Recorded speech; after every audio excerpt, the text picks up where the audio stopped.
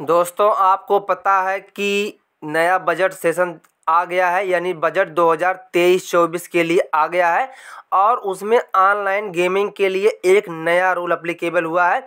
तो चलिए दोस्तों हम सामने देखते हैं। बिल्कुल आप सामने देखिए, बजट स्पीच जो है पीडीएफ मैंने डाउनलोड की है और उसको मैं ओपन करता हूं पीडीएफ व्यूअर से और मैं आपको दिखाता हूं कि इंडियन बजट 2023-24 यानी जो आपका फाइनेंशियल बजट 2023-24 आया है, उसमें दोस्तों ऑनलाइन गेमिंग को कैसे डिफाइन किया गया है और उस पर जो नया टैक्स लगा है। जी हाँ दोस्तों, बिल्कुल एक मतलब टैक्स पहले था 10,000 के ऊपर लगता था, लेकिन अब उसकी जो क्राइटेरिया उसको चेंज कर दी गई है, यानी नया टैक्स का नियम लागू हो चुका है।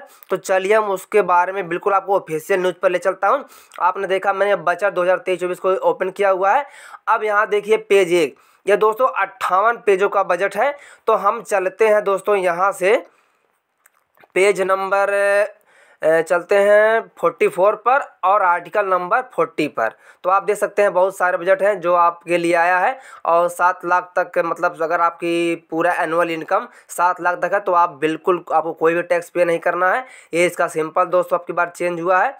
और दोस्तों हम लोग ऑनलाइन गेमिंग करते हैं, मतलब हम ड्रीम 11 खेलते हैं या फैंटेसी खेलते हैं। फैंटेसी जैसे बहुत से ऐप है जिसको आप प्ले करते हैं, तो उसके लिए नया रूल आया है। इसका जो रूल है दोस्तों वह बजट में आर्टिकल नंबर देखिए 40 में यहाँ पर डिफाइन किया गया है। तो आर्टिकल नंबर 40 पेज नंबर 44। तो आप देखिए, चलिए मैं आपको बिल्कुल दिखाता हूँ। ऑफिशियल न्यूज़ है दोस्तों ये बजट में।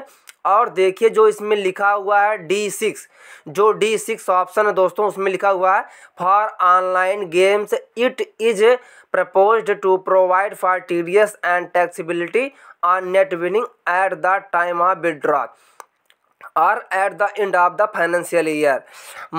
Moreover, TDS would be without the threshold of the ₹10,000 for lottery, crossword puzzle games, etc. Threshold limit ₹10,000 for TDS shall continue but shall apply to aggressive winning during the financial year. तो दोस्तों आप इसको पढ़ सकते हैं।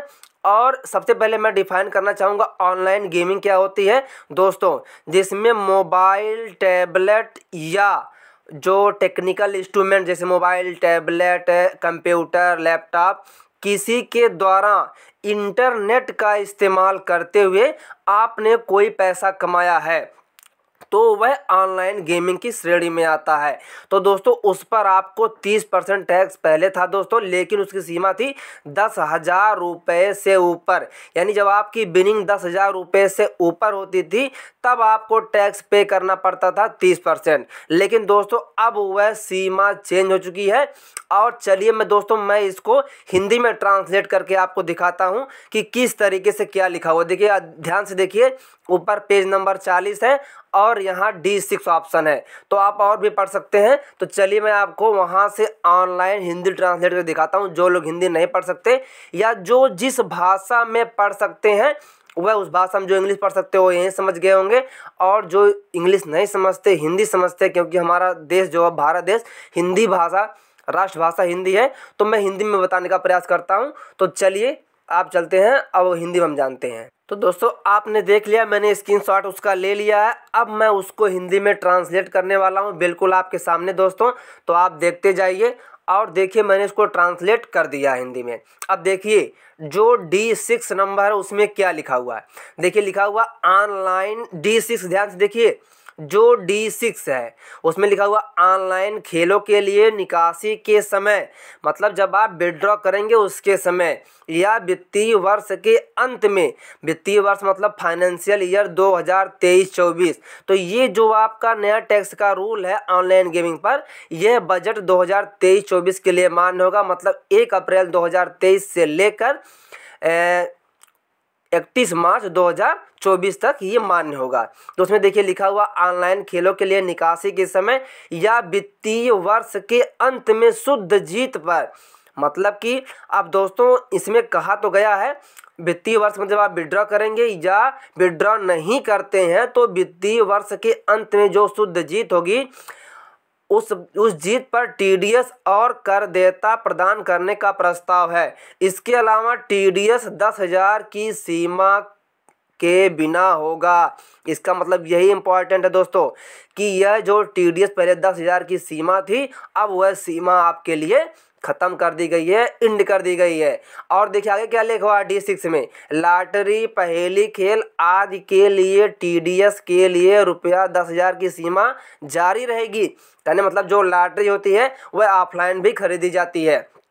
ये सिर्फ नियम बना है, जो 10,000 की क्राइटेरिया इंड की गई है वह दोस्तों सिर्फ ऑनलाइन खेलों के लिए है। और ऑनलाइन खेल कैसे डिफाइन होगा, ऑनलाइन गेमिंग मैंने अभी आपको बता दिया है कि अगर आप कंप्यूटर, लैपटॉप या टेक्निकल इंस्ट्रूमेंट के द्वारा इंटरनेट का इस्तेमाल करते हुए कोई भी पैसा कमाते हैं तो उस पर आपको फ्लैट 30% टैक्स देना होगा।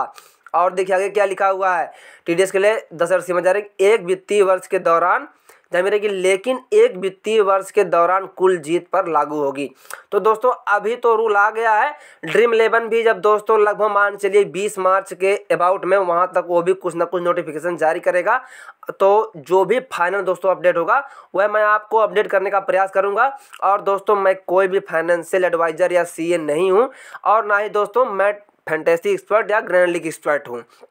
तो दोस्तों जो मतलब मैंने देखा, जो मैंने बिल्कुल बजट 2023-24 में जो अभी आया दोस्तों, उसकी ऑफिशियल जो PDF है उसमें मैंने आपको दिखाया और उसको ट्रांसलेट करके बताया कि ये 10,000 की सीमा आपके लिए इंड कर दी गई है। तो इसके बारे में आप बेहतर जानकारी के लिए अपने नज़दीकी CA या फिर किसी एक्सपर्ट से दोस्तों आप मिल सकते हैं और इसकी पूरी जानकारी ले सकते हैं। तो चलिए दोस्तों अब हम जानते हैं, कुछ इसमें लिखा गया कि कुल बिनिंग, तो नेट बिनिंग किस तरह हम डिफाइन करेंगे। कुछ दोस्तों जो मेरे पास सुझाव मिला है या जितनी मेरी समझ है दोस्तों, मैंने भी देखा, सुना, पूछा, किसी से सीखा है, तो उसको बारे में आपको डिफाइन करता हूं। तो चलिए आते हैं ऑन बोर्ड पर। चलिए दोस्तों अब हम जानते हैं कि जो नया टैक्स लागू हुआ किस प्रकार कटेगा। तो दोस्तों मान लीजिए कि ये आपने पहला मैच खेला जिसमें आपने 49 रुपये लगाए और आपको टोटल कितने मिले, मान लीजिए आपको 49 रुपये मिले। मतलब ये फाइनेंशियल ईयर की मैं बात कर रहा हूँ 2023-24, यानी 1 अप्रैल 2023 से लेकर 31 मार्च 2024 तक के बीच में। आप विचार करिए कि आपने सिर्फ 3 मैच खेला है, एक मैच आपने 49 रुपये लगाए, आपको 49 रुपये मिले। फिर आपने दोस्तों दूसरा मैच खेला, उसमें 49 रुपये लगाए और उसमें आपको दोस्तों 50 रुपये मिल गए। फिर दोस्तों मान लीजिए आपने एक तीसरा मैच खेला जिसमें आपने 49 रुपये लगाए दोस्तों और आपको उसमें 100 रुपीज़ मिल गए। तो दोस्तों अब आप ये देखिए, अब मान लीजिए आपने चौथा मैच खेला दोस्तों जिसमें आपने 49 रुपये लगाए और आपको दोस्तों 60 रुपये मिल गए। तो दोस्तों आपने टोटल इन्वेस्टमेंट कितने की? आपने टोटल इन्वेस्टमेंट की 196 रुपीज़ की और आपको टोटल बिनिंग कितने की मिली है? 259 यानी 259 रुपये की। तो आपका प्रॉफिट कितना हुआ दोस्तों? आपका प्रॉफिट होता दोस्तों यहाँ ऊपर देखिए 63 रुपीज़। अब दोस्तों इसी को कहते हैं नेट बिनिंग। तो दोस्तों आप देख रहे हैं जो 63 रुपये आपका निकल कर आया है दोस्तों, यही आपकी नेट बिनिंग है। तो इसी पर आपको 30% का टैक्स देना होगा। मान लीजिए आपने देखिए ये मैंने जो भी डाटा दिया आपको पूरे फाइनेंशियल ईयर में, और यह एक एग्जाम्पल है दोस्तों कि आपने 159 रुपये लगाए और आपको 259 रुपये प्राप्त हुए। तो जो आपका खर्चा उसको निकाल दीजिए, उसके बाद आपका ऊपर देखिए टोटल जो आपका 63 रुपये का प्रॉफिट हो रहा है, तो उसी प्रॉफिट पर आपको 30% का टैक्स देना है। अब दोस्तों किस तरह से टैक्स का डिडक्शन होगा, वह पर ट्रांजैक्शन मतलब हम बिनिंग करते हैं जो जीतते हैं उस पर होगा, या फिर पूरे फाइनेंशियल ईयर में होगा, या फिर ITR फाइल करते समय होगा, किस टाइप से होगा दोस्तों, यह तो आने वाला समय और ड्रीम 11 की जो अपडेट होगी उसके बाद ही पता चलेगा। तो दोस्तों आप भी अपने अनुसार जो भी आपके नज़दीकी लोग हैं उनसे आपके नज़दीकी कोई CA है या फिर कोई दोस्तों और भी फाइनेंशियल एडवाइज़र आपका है तो उससे आप जानकारी ले सकते हैं। जो भी जानकारी दोस्तों मिली है मैंने पूरा ऑफिशियल जानकारी आपको देने का प्रयास किया है। तो दोस्तों अगर आपको वीडियो पसंद आती है तो वीडियो को लाइक करिए और ज़्यादा से ज़्यादा लोगों तक जो आपके साथी हैं उनको शेयर कीजिए कि फैंटेसी एनटीएससी में नया रूल लागू हो चुका है और दोस्तों जो 10,000 की क्राइटेरिया हुआ एंड कर दी गई है। यानी आप जो कुछ भी विनिंग करेंगे, यकीन करिए आपने 100 रुपये जीते या 1 रुपये जीते या 1 लाख रुपये जीते या 1 करोड़ जीते, जितना भी आप जीतेंगे उस पर आपको 30% का टैक्स देना होगा। और दोस्तों ज़रूर आपको देना होगा, बिना आप बच नहीं पाएंगे, क्योंकि अब 10,000 की जो लिमिट्स थी अब वो है इंड कर दी गई है। पहले आपको 10,000 के ऊपर विनिंग पर टैक्स देना होता था, और दोस्तों आपको अब जो है आप कुछ भी विन करें, 1 रुपये विन करें तो भी आपको टैक्स देना है। अब वह टैक्स दोस्तों ऑटोमेटिक ऐप डिटेक्ट कर लेगा या फिर ITR आपको भरना पड़ेगा, यह दोस्तों आने वाला समय ही बताएगा। वैसे दोस्तों जहां तक मुझे लगता है कि जिस तरीके से पहले टैक्स डिटेक्ट होता था, क्योंकि हमने पैन कार्ड वहां पर अपना लगाया हुआ है, तो हो सकता है चांसेज हैं कि ऑटोमेटिक वहां से ड्रीम 11 डिटेक्ट कर ले और आपको कुछ भी करना पड़े। तो दोस्तों आशा करता हूँ आपको वीडियो पसंद आई होगी। तो मिलता हूँ नेक्स्ट वीडियो में, तब तक के लिए बाय दोस्तों।